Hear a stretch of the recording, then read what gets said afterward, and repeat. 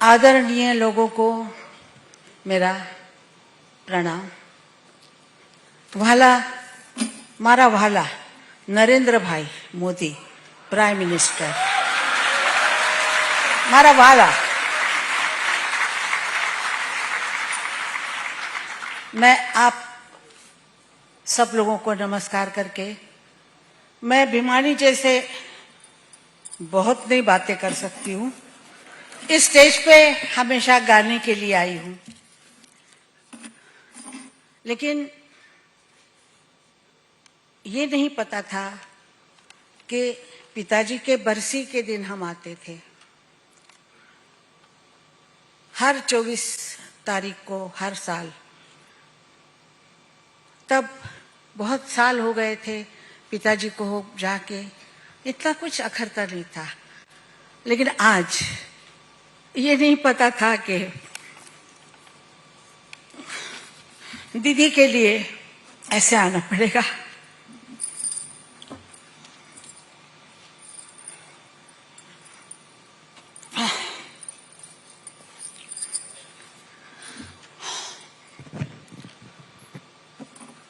न भूतो न भविष्यति, ऐसे ना हुई थी ना होगी। गले में सरस्वती, बुद्धि में चाणक्य, बहुत बुद्धिमान लड़की थी। दूर दूर तक का विचार करती थी, कहाँ जबान खोलनी है वो बराबर जानती थी। मुझे बोलती थी, तू बड़बड़ बड़बड़ बड़बड़ करती है। ऐसा मत सोचिए कि वो हमें डांटती नहीं थी, मारती भी नहीं थी, हम भी मारते थे उसको छोटपन में। और पकड़ने का एक ही तरीका होता था, चोटी पकड़ ली तो वो रुक जाती थी। बहुत दौड़ती थी। वैसे अपने इमेज को उसने इतना अच्छी तरह एंड तक संभाला। ये मुश्किल है कि इतने बड़े नाम के साथ, उसको काला रंग भी पसंद था, पिंक भी था, और सब रंग पसंद थे, लेकिन उसने व्हाइट चुना। वो व्हाइट एंड तक वैसे ही वो चलती रही। कभी किसी ने उसको पंजाबी सूट में नहीं देखा, ना पैंट में देखा, ना किसी चीज में। साड़ी।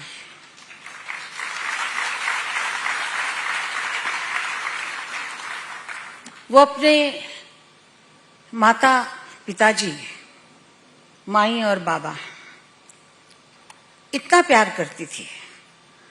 और एक बात मैं आपको बताती हूँ, शायद लोगों को सच ना लगे। मेरे पिताजी और माताजी सोए थे सोलापुर शहर में। तो उसने बोला, मैं छोटी थी, 6-7 साल की थी, और वो 10 पर पता नहीं, ऐसे 4 साल मैं उससे छोटी हूँ। तो उसने कहा, देखो माँ बाप का पानी का, पाए का पानी, पैरों का पानी जो पीता है वो बड़ा बनता है। तो मैंने कहा क्या करना है? उसने कहा, जा एक बशी और एक पानी लेके आ। पानी लेके मैं आ गई। और उसने क्या किया, पिताजी सोए थे, माँ सोई थी, उनके पैरों पे पानी डाला, और वो पानी जो गिरा तो उसने कहा पी ले। मैंने कहा अच्छा तू पीती है तो मैं भी पी लेती हूँ। हमने वो पानी पिया, और आज तक वो हमारा जो पानी है पिताजी का,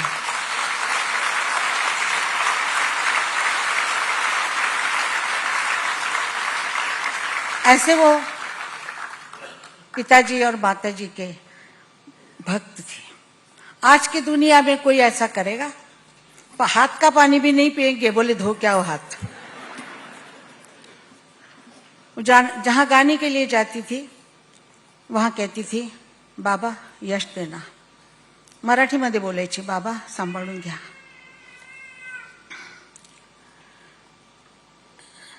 ऐसी लड़की, खैर हमारे साथ तो बचपन में गिल्ली डंडा खेलती थी, और बहुत कुछ खेल खेलते थे हम। कोल्हापुर में थे, गाड़ियां नहीं आती थी, रास्ता मिल जाता था खुला, गली के लड़के लड़कियां मिल जाती थी, और हम चांदनी रात में भी खेला करते थे। वैसे वो बहुत जल्दी काम में लग गई 13 साल की उम्र में, लेकिन खेलती थी हमारे साथ। एक बार उसको 104 बुखार था। माँ ने कहा आज शूटिंग पे मत जा, तो उसने कहा नहीं माँ मुझे जाना पड़ेगा। प्रोड्यूसर ने भी कहा कि हाँ आ जाओ। वैसे बुखार में वो जाके, उसका काम था परी का, जो परी लटक के उसको रखा था ऊपर सफेद कपड़ों में, और वो वहां से गाना गा रही थी हाथ हिला के। मुझे अभी तक याद है कि कितना कष्ट करना पड़ता है एक आर्टिस्ट को, और उसने वो किया।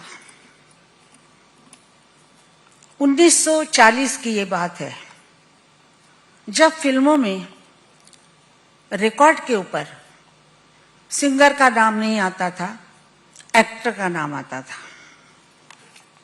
जरा मला पाणी द्या ग, कोण आहे तिकडे? उषा,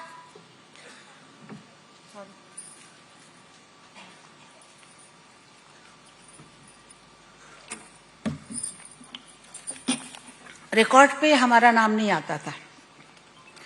मैं उसकी चमची थी, साथ में जाती थी, तो मैंने कहा दीदी तुम्हारा तो गाना गाया हुआ है लेकिन नाम तुम्हारा नहीं है उस पर। उसने मेरी तरफ देखा और कहा शांति, वक्त आने दे, समय पर हर बात कहनी चाहिए। ये मेरे में नहीं है, वो उसमें था। इसीलिए मेरे को हब, पहलवान, पठान इसी नाम से जानते थे। सब मेरे को ऐसे बुलाते थे, ए पठान इधर आ, ये काम कर दे। मैं सब काम करती थी। वो मेरे को बुलाती थी हब। मेरे पिताजी भी हब बुलाते थे। हब यानी दिमाग कम। तो उसको मैंने कहा, उसने कहा कि समय आने दे, और समय वो आया। उसका पहला गाना जो हिट हुआ, उस वक्त 15-16 साल की थी, दुबली पतली, सिर्फ लंबे बाल बहुत, और कुछ नहीं, एकदम छोटी सी थी, पतली थी। तो प्रोड्यूसर ने कहा कि ये लड़की से क्या गाना गवाने का, ये लड़की है, आवाज उसकी अच्छी नहीं है, क्या हो गई, ऐसा बोलते थे सब। तो डायरेक्टर जो थे वो बहुत अच्छे पंडित थे, खेमचंद प्रकाश जी। उन्होंने उसको कहा दीदी को कि बेटा मैं ये गाने, ये लोग कुछ भी कहते हैं कहने दो, मैं गवाता हूं तुमसे। उन्होंने गवाया गाना, और वो गाना उस जमाने के जो लोग हैं उनको पता होगा। आएगा आएगा आएगा आएगा आने वाला, आएगा आएगा आएगा। और इस गाने के साथ साथ उसका वक्त आ गया। उसके वक्त आने के बाद उसने प्रोड्यूसर से कहा मेरा नाम मेरे रिकॉर्ड पे आना चाहिए, लता मंगेशकर। वो ऐसे बोलती थी। तो प्रोड्यूसर कहते ये क्या बात हो गई, नहीं तुम क्या छोटी लड़की हो, गाती हो, ऐसे बातें क्यों करती हो तुम? उसने कहा गाना हमने गाया है, एक्टर का नाम क्यों डाल रहे आप, हमारा नाम डालिए ना। तो वो मान गए, HMV भी मान गई। उस वक्त सब चीज अंडर अंग्रेज वगैरह सब लोग थे, रिकॉर्ड्स भी अंग्रेज होते थे। तो रिकॉर्ड पे नाम आ गया। ये हर प्लेबैक सिंगर को मानना चाहिए कि आज जो प्लेबैक सिंगर कह के बुलाते हैं वो कभी भी किसी को पता नहीं होते। मैं भी नहीं होती, ना दीदी होती, क्योंकि रिकॉर्ड पे नाम ही नहीं होता था, ना फोटो होते थे। उस जमाने में फोटो भी नहीं होते थे। तो नाम, गाना कौन गा रहा है, तो कोई एक्टर जी होती, उसका नाम हो जाता। उसके बाद उसने क्या किया, थोड़े दिनों बाद, कि स्क्रीन पे म्यूजिक डायरेक्टर से पहले प्लेबैक सिंगर्स का नाम आना चाहिए। नॉट सिंगर ओनली, वो नहीं, सब सिंगर्स के लिए उसने किया। और इस वक्त भी बहुत प्रोड्यूसरों ने दंगा किया, लेकिन वो उसने कहा मुझे गाना नहीं गाना है। वो कहते कहते देखिए अगर आप नहीं सुनेंगे तो मैं गाना नहीं गाऊंगी।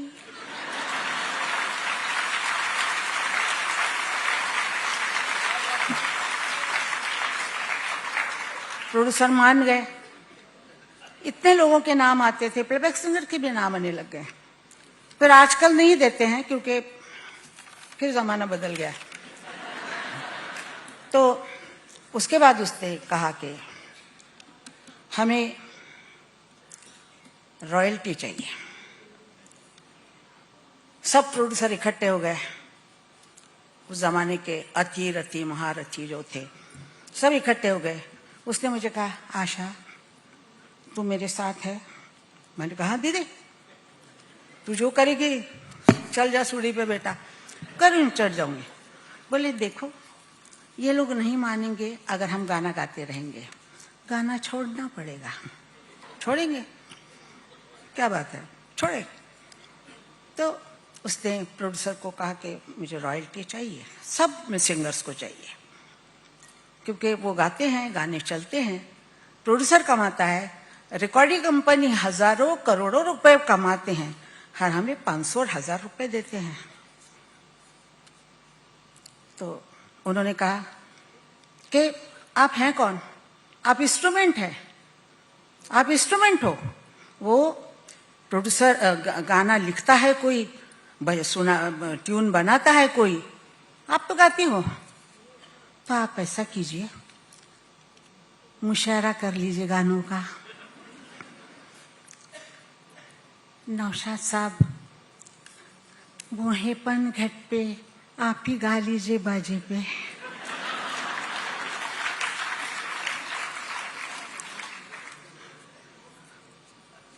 सब तब आ गए। इंडस्ट्री पूरी हो गई। वो चली गई बाहर, महीना भर चली गई। बोल मुझे गाना ही नहीं गाना है, ऐसे बोलती थी। मैंने नहीं गाना गाना है। एक शादी में उसको बुलाया था। अभी ये तो हमको मुझे मतलब हो गए ये सब चीजें। हमको शादी में बुलाया था किसी ने लंदन में। उन्होंने कहा कि लता मंगेशकर, आशा भोसले अगर हमें मिल जाए तो हम लोग $1 मिलियन या पाउंड कुछ भी देते। उसने आने वाले को आज कहा आशा तू शादी में गाएगी? मैं कहा नहीं दीदी। ऐसा कीजिए 10 करोड़ भी आप हमें डॉलर देंगे तो हम नहीं गाएंगे, क्योंकि हम शादी में नहीं गाते। हम शादी में नहीं गाते। बाद में इतना समूह करके चला गया। वो मंगेशकर नाम से बहुत प्यार करती थी।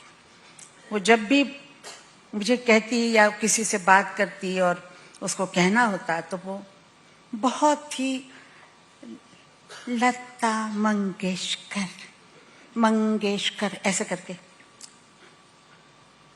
उसके अपने भाई बहनों पे, अपने घर से इतना लगाव था कि उसने मंगेशकर नाम का, जैसे एक दीवार होती है चारों तरफ मंगेशकर दीवार बना के गई। मंगेशकर दीवार बना के गई। जैसे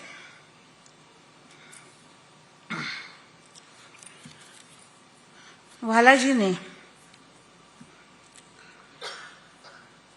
सबमरीन, बारूद, प्लेन्स, मिसाइल, जवान इकट्ठा करके चारों सरहदों पे ऐसी दीवार मजबूत की है। सारे विश्व में भारत की एक नई पहचान हो गई है। हम जब भारत से बाहर जाते हैं तो हम कहते हैं हम हिंदुस्तानी हैं, भारतीय हैं, तो हमें इज्जत मिलती है। आज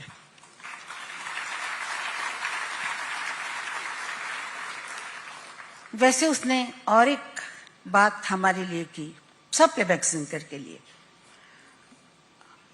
लंदन में जब मैं नहीं जाती थी, जो दूसरे जाते थे, तो वो हॉल में, घरों में प्रोग्राम करते थे, घरों में, हॉल में किसी के। उसने जब कहा कि मैं प्रोग्राम करने लंदन आऊंगी, किसी ने बोला लंदन, तो उसने कहा कि मैं रॉयल अल्बर्ट हॉल में ही शो करूंगी। उसने कहा वो मिलता नहीं है, वो गोरे लोगों का है, उसमें इंडियन जा नहीं सकते हैं।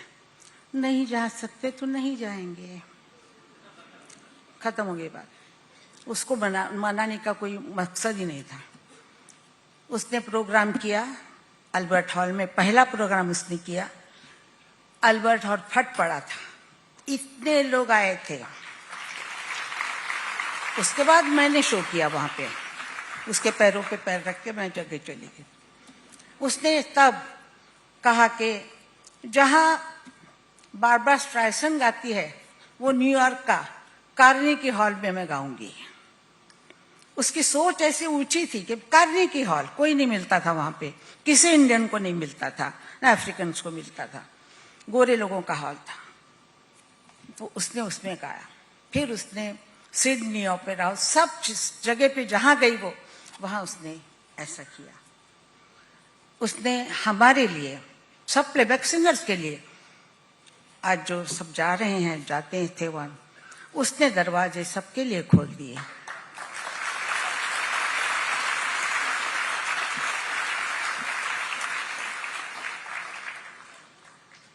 सब लोग बोलते कि वो महान थी, वो सरस्वती थी। वो, मुझे मालूम है सरस्वती भी बच्ची होती है, उसको भी गुस्सा आता था, वो भी बहुत चिढ़ती थी, चिल्लाती थी।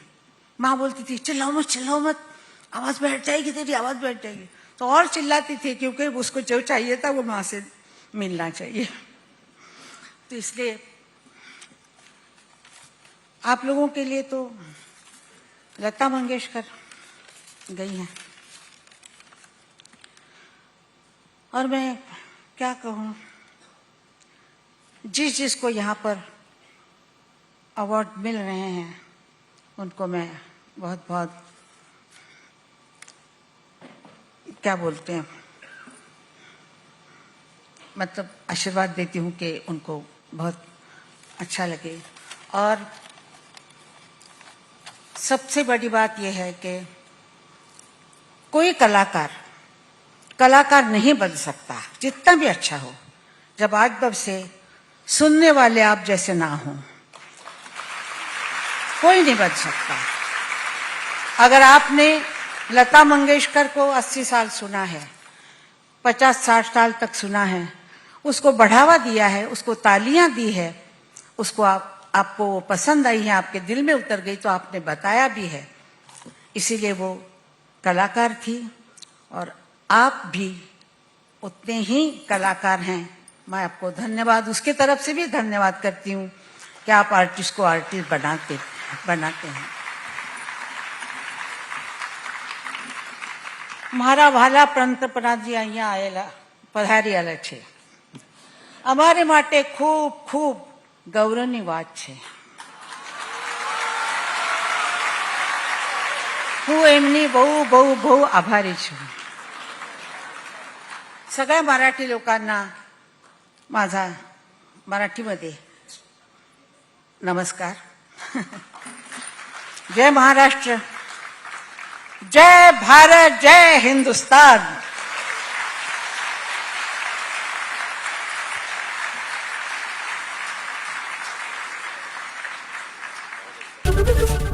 एबीपी माझा, उघडा डोळे बघा नीट।